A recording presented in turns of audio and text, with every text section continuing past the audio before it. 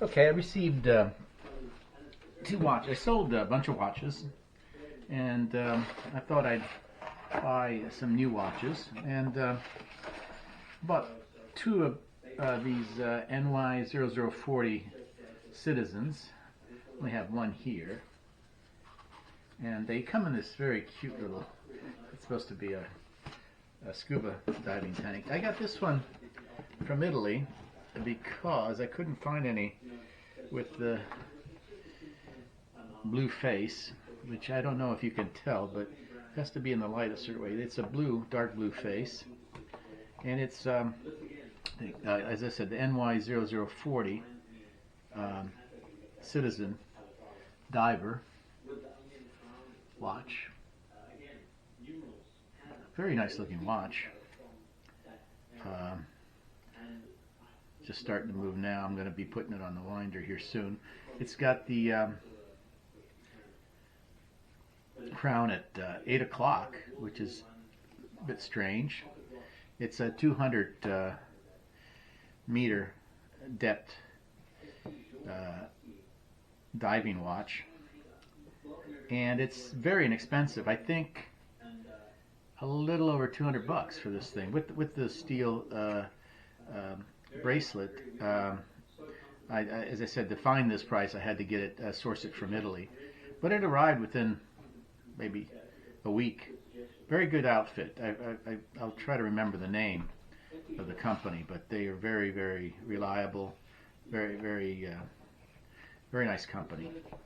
Pull it out of here. Still got its tags like here. It's let's take a look at this. It's got positive release here. At least I thought it did. Oh, it's over here. Oh, there it is.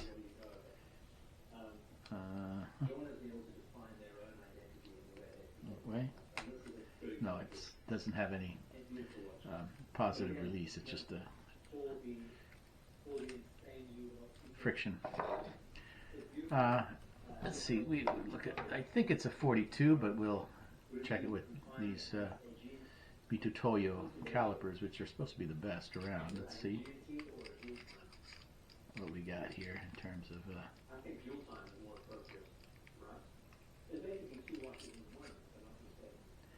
Looks like it's 41.69. 41.69. I guess they rounded off to 42. 41.8 actually. So 41.8. Now let's compare it to my other diver watches. I don't have the kind that look like diver watches, but these are real diver watches that I have here. This is a Panerai PAM 104, and if I recall, it's by the way, these are 200 meter depth, and the Panerai, I believe, is a 300 meter depth. Of course, there's a difference in price with the Panerai, and the Panerai is also probably, it's got an strange shape, so it's hard to tell. But I think this is supposed to be a 44, not including the crown. And the crown has that, Panerai standard crown protector, which is kind of a big job. Well, if you go by here, it looks like this is like a 47. If you go that way, it's a 47. I didn't realize it was that big. If you go, since it's oblong, it's hard to do a real measurement where it's round. But if we took it just at the round part, but remember it extends, I guess we could say it's 44 if we go just where comes like 42.58, but then I'm not taking account like these cushions on the side. So 47 with the cushions, 42, 43 without.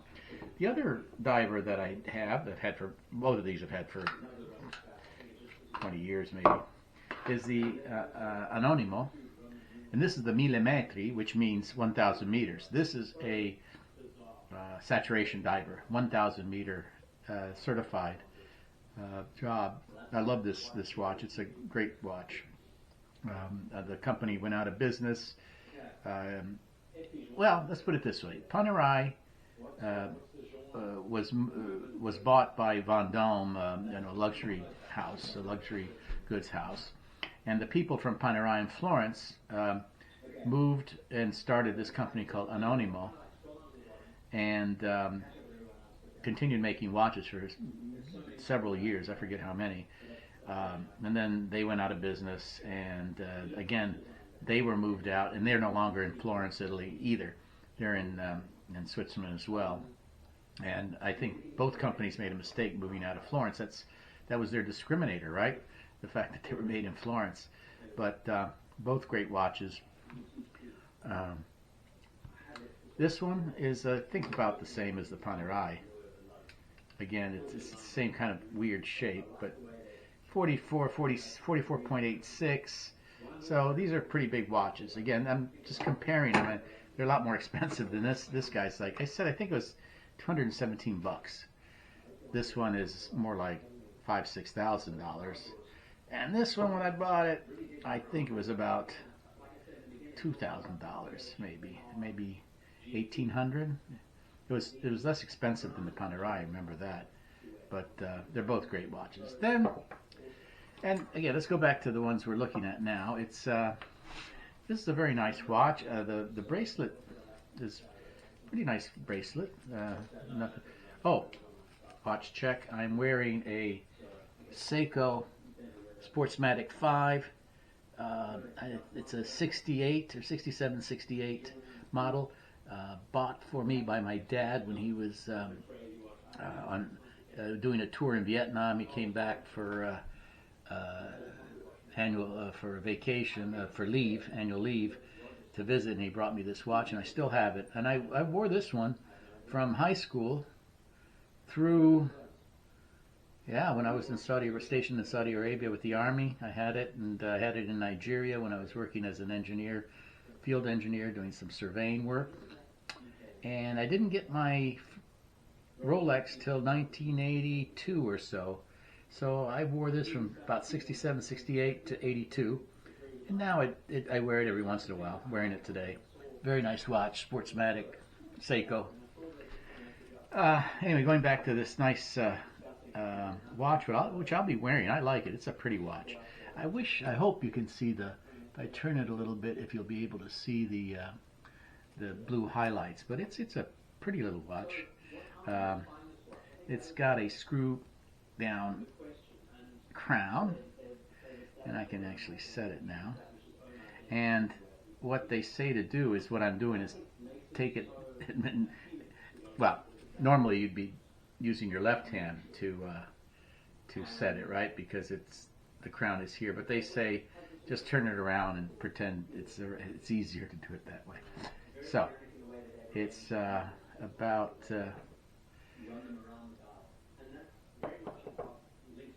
6 minutes of 2, but no, I can't do it that way. I got to do it this way. Sorry. 6 minutes to 2. Yeah, this looks about right. I won't set the date. I have to figure out how to do that. It's probably, you pull this, put it in, and turn it somehow. Let's see what's turning here. Yeah, I got to figure out how to do that. But anyway, I got the time right. And you screw this back in. Anyway, it's a very nice watch. It does have a mineral crystal, which is going to make it susceptible to scratches. These, of course, both have sapphire. This one does too. This watch has gotten a lot of wear from me. It's been all over as well. It's been to Africa. It's been to South America, where I do work, where we do installation of navigational aids for aircraft. So we go into very strange places. So it's been all over as well. And it's been refurbished once. It's had an overhaul at the Panerai Service Center here in the United States, in Texas. I took it once to a guy who said he could do it, a watchmaker here in around Washington D.C. in Annapolis, and he butchered it. So, and he took $300, but it was, I know why now. The overhaul on this at Panerai is $1,000, $1,200, something like that. But when it comes back, it looks like a new watch. They do a great job on it, and it works fine. It's been working fine. It's been keeping good time. So now to get back to this. Oh, there goes my scuba tank. Anyway, this is a very nice watch. I like it. It's got a etching on the back which says Promaster, Citizen, and it has the movement number, and Citizen doesn't have that many movements, I don't think. It's not like Seiko, and it's probably the same movement they use in all their automatic watches. See if I can see it with the magnifying glass here. Have the movement number. Let's see, what they have is the they have 200 meters for the serial number, but they don't have the movement number from what I can tell. But in any case, there it is. Let's put them here to compare.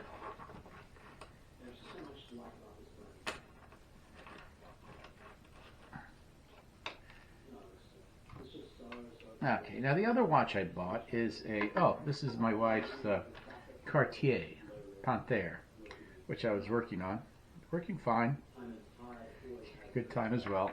This is the Seiko SPB103JL. The J indicates that it's a Japanese market, JDM, Japanese domestic market product. And this one came from Spain, because again, the only decent price I could find, well, the competitive price I could find, was in Spain. And it was close to $100–150 less than what I could find here. And this is a Seiko Prospex. As I said, the model number is the SPB103J. And this is a very pretty watch. I wasn't sure what I was getting here, to be honest with you. It is a kind of a green color. I don't know if you can see the green, but this is really a handsome looking watch. I mean, can you see that green? This is also a pretty big watch. Let me compare it to, I mean, it looks like the size of the Panerai. Let's see here what we're talking about size-wise. It's got the crown at 4, the 4 o'clock position. And in terms of size, let's see what we got here. It looks like it's a,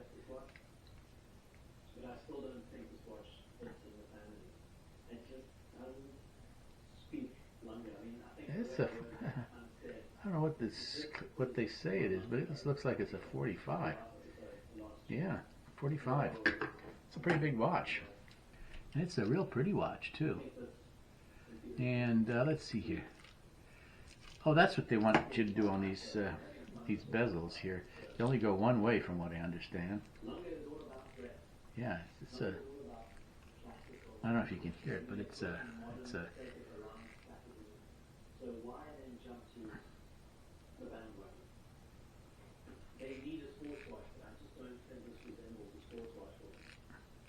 Now, they say that these things always are a little bit off. Let's see what it is, if it's off that much.